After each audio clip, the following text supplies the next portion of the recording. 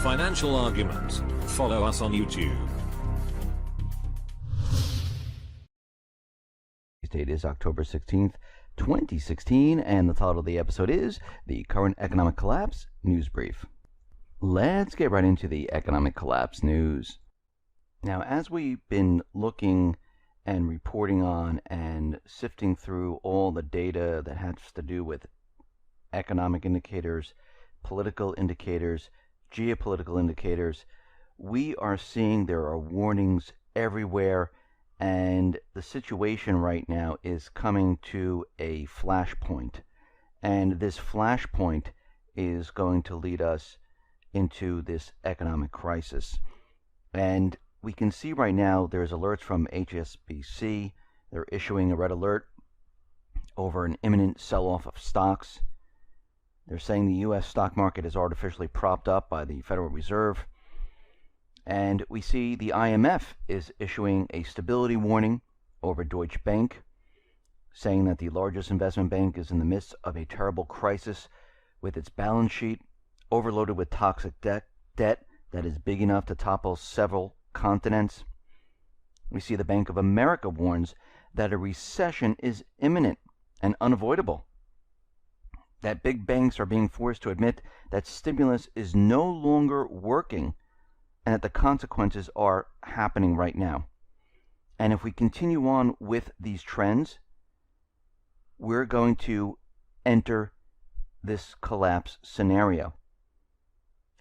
And if you remember, going back a year ago or so, JP Morgan Chase CEO Jamie Dimon warned that a volatile crisis is coming. He said the trigger to the next crisis will not be the same as the trigger to the last one, but there will be another crisis. Triggering events could be geopolitical, like we saw back in 1973 with the Middle East crisis, a recession where the Fed rapidly increased interest rates, 1980 to 1982 recession, a commodities price collapse. We see the commercial real estate crisis in the 90s, the Asian crisis in 1997, 2000, Internet bubble, 2008, mortgage housing bubble, and the next one is a complete collapse of the system. It's going to be a real estate, bond bubble, derivative bubble, stock market bubble.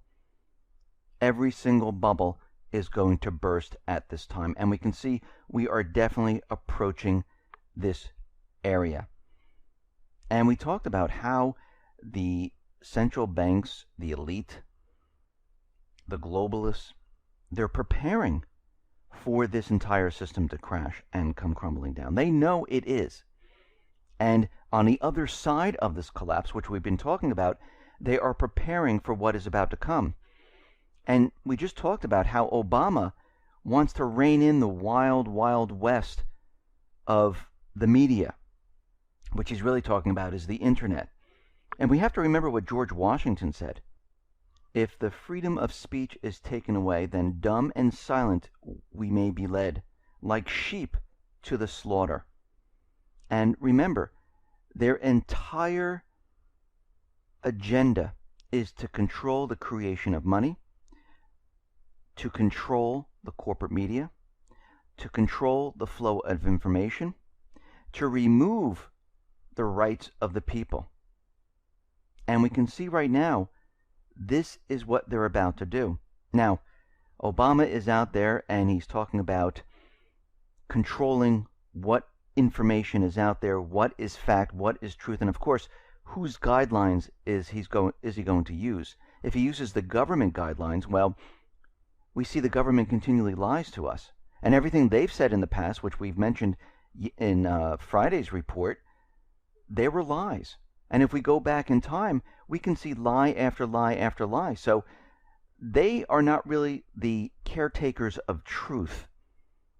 And we can see right now that the First Amendment says nothing about controlling alternative media, setting up a truth type of system like Google is trying to do, where they're trying to set up this checking system. And of course, where are they checking the facts? Are they checking it with the government? Of course, that's what they're going to do. Because if you read the First Amendment, it says Congress shall make no law respecting an establishment of religion, or prohibiting the free exercise thereof, or abridging the freedom of speech, or of the press, or the right of the people peaceably to assemble, and to petition the government for redress of grievances. It doesn't say, oh wait, if you want to speak freely, we have to check your work. Oh, if you like to say something, we need to make sure that it's fact. And what they're doing right now is the beginning stages of controlling speech. What they're really doing is they're going to permit what is allowed on the internet. And this is what they're trying to establish right now, because we know after this economic crisis, after the war, they want to do away with the rights of the people. They want to do away with the people having control of the internet. They want complete control of the populations, not just here in the United States, but throughout the world. And we can see right now that we are definitely approaching a time period where this entire economic system is coming down. The United States government central bankers, they've already announced they will be starting the war. And we can see right now they're preparing for what is about to come. We see the UK has sent fighter jets to Japan for a joint military drill. They're going to be sending the Typhoon aircraft out there, and they're going to be staying in Japan until November. Very important. And we see that Russia, they opened fire on a North Korean fisherman vessel out in the Sea of Japan. 1 dead, 9 injured. And during the search and control activities, the Russian border guards found illegally obtained water bioresources on board the vessel. The ship's crew behaved aggressively towards members of the search group, refusing to comply with legal requirements. And we see right now the United States most likely will turn this around and try to use this against Russia in some way, somehow. But we'll watch and we'll see what happens. We see out in Libya, the elected governments, they were trying to remove the UN-backed government. And we see right now that they've taken over some TV stations, pledging they are ready to fight to take power, and they don't want the unity government in their country. We also see out in Syria that talks, well, they have ended. And we see right now, after 40 minutes, U.S. and Russia came up with no solution whatsoever to what is happening in Syria. Because as we know, the United States government central bankers, they don't want a solution. They want Syria, then they want Iran. If they cannot have this, they will start a war. And we can see already that the situation in Syria is getting worse and worse, because key northeastern Aleppo supply routes, they were cut off from the terrorist groups. And now the United States is having a very difficult time supplying these terrorists. And we see right now that if the United States government central bankers don't do something very, very quickly, they will lose Aleppo. And we can see the U.S. government central bankers, they're not going to let this happen. They're not going to just sit back and say, okay, we lost Aleppo, let's get out of Syria. We tried, it didn't work. We're not going to start a war. We're just going to let the system collapse. Because if they leave Syria, what's going to happen is the petrodollar system, it will collapse automatically. Because we can see right now that what's going on in the Middle East, they can't maintain control of all of these countries. We see in Libya, they're trying to throw out the unity-backed government because this is not a government they elected. We see in Yemen, the United States needs to go into Yemen to try to bring back the puppet government. And I've said this many, many reports ago, that they are losing control of the Middle East, and eventually what they're going to have to do is they're going to have to go back into each and every one of these countries, which right now, it looks like an impossibility. So what's left on the table here? Well, what's left is to start war. And this is where we're headed right now. The UN staff, they arrived in Syria, in Aleppo, where they're saying we're ready to evacuate people and to escort al-Qaeda to safety outside of Aleppo. We'll have to see how that goes. We don't know. We see that Russia, well, they're sending their aircraft carrier to the Mediterranean. It's on its way. It might have to pass near England, maybe go through the Channel. And we see already England, the UK, they're saying, okay, we're not going to be surprised. Just in case Russia tries something, we're going to escort the ship through this area just in case. Well, first of all, Russia is not going to do anything. They're going to the Mediterranean.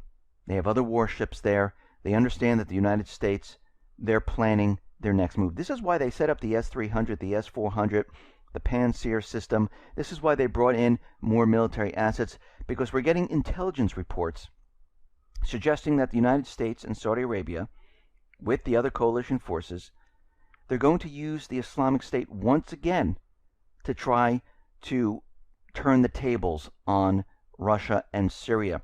Because what's happening in Mosul right now is the United States is creating cover for the Islamic State and allowing them to leave Mosul and to quickly move into Syria.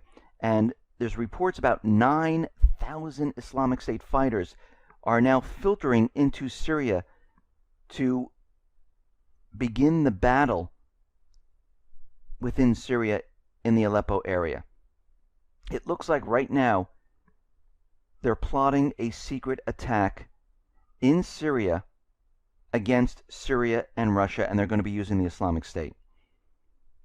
Remember, the United States government central bankers, they can't bring the U.S. forces in there and attack Russia or Syria because they did it once. They said it was a mistake. They can't do it a second time. They need to use the terrorist groups until they don't work anymore. And right now, they need the Islamic State. Remember, they were beaten in Syria.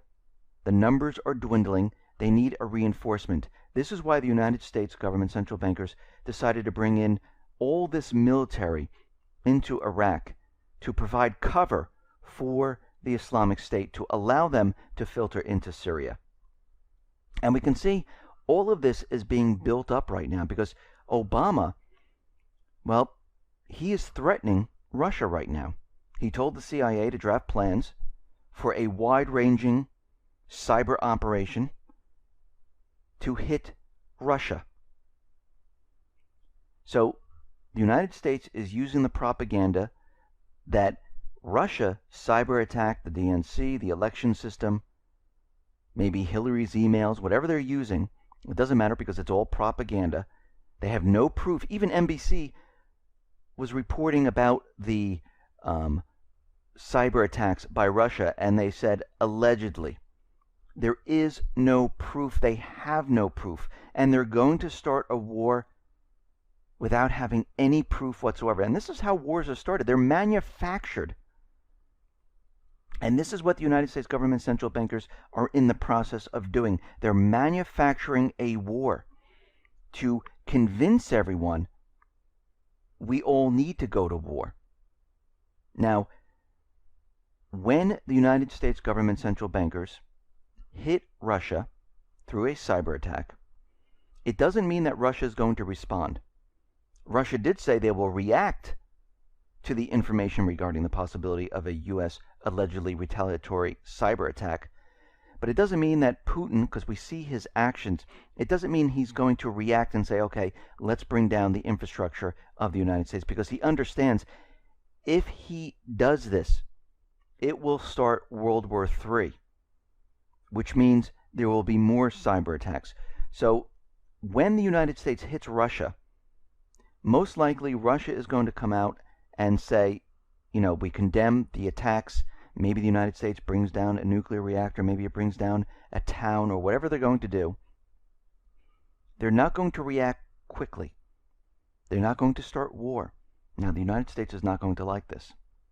And what the United States is going to do is they're going to simulate that Russia attacked the United States. Now, remember, we've been talking about this for quite a while. Remember back in 2003 when they brought down the Eastern power grid? That was a test to see if they have the ability to do so. Well, that test worked out. They were able to bring down the power grid. So what they're going to do is they're going to create a false flag, and they're going to say that Russia actually brought down the power grid, the water system, hit a nuclear reactor. Whatever they're going to use, they're going to use it. Maybe hit the financial systems. And remember, back in January of 2016, there was a report that we did on the X-22 called "The U.S. Government Has an Internet Kill Switch, and it will be used during a national crisis." Now, we've been talking about this entire system coming down, where they're going to have to make it look like another country or group attacked the United States. The Internet Kill Switch will shut down pretty much everything. All internet business, the financial institutions, it'll bring everything to a screeching halt. Now, they can use this to say that Russia did this. Russia was responsible, and the entire system came down. Now, on Friday, we reported that Obama just signed an executive order that had to do with space weather, about solar disturbances, bringing down the grid. It's a very strange period of time to sign that executive order while this whole entire cyber war is about to begin. But we can see when this system comes down, people will need to be prepared for this, because when the power goes out, it's not going to be out for 2, 3, 4 days. It's going to be out most likely for weeks, maybe a month or longer, which will then affect water, will then affect gas, will then affect the supplies being brought to the stores. This is very serious. And we can see already the United States government central bankers, they are broadcasting that they are willing to start war, World War III, with Russia. So at this point right now, if you have not prepared, I would prepare. The most important things I think you need to do is get cash on hand, food, water, batteries, a weapon, gold. These are the things you need to do. Any type of toiletries, medical supplies, things like that. Because when this cyber war starts, remember, with a cyber war, they really don't have to have any type of proof. They're just going to point a finger, just like they already did. When there's no electric, when there's no gas, when there's no food, people are going to be scared. People are going to be running around in the streets. They will then vandalize. They will then break into homes. I told you this story with my brother-in-law who lived on Long Island when Hurricane Sandy hit. He was in his house. A lot of people left. He would hear people walking up and down the street, breaking windows, going into homes. This time, it's going to be worse. Now, in the beginning, most likely, people will be calm. But as 4, 5, 6, 7 days go by, people are going to get upset, nervous. They're going to be running out of food. They're going to be running out of supplies. Supermarkets will be running out of food and supplies. There'll be no deliveries. And people are going to be scrambling. So we can see already everything that we've talked about throughout the couple of years, it's all coming to a head right now. And we see that everything that we've been saying is all coming true. Now, I truly wish that the economy would just crash, collapse, let those banks fail, let the whole system collapse, and the people can say, okay, we've had enough of the central bank, we had enough of the government, and let's restart everything. But we see that the U.S. government central bankers, they don't want that to happen. They don't want to be blamed for what is about to happen. This is why they're willing to start this war and have millions of people die. I mean, think about what Obama has just said. Biden has just said we are going to start a cyber war with Russia because we have no proof that they actually did anything to the election system, to the DNC, to the emails for Hillary Clinton. But to cover all of this up, what is coming, the economic collapse, the collapse of the central banking system, the destruction of the petrodollar, we are willing to kill millions of people, start a war that might even go nuclear. And they're planning to do it. So everyone at this time needs to be prepared and ready. Listen, everyone, thanks a lot for listening. Be well, be safe, and especially be prepared. Thanks a lot.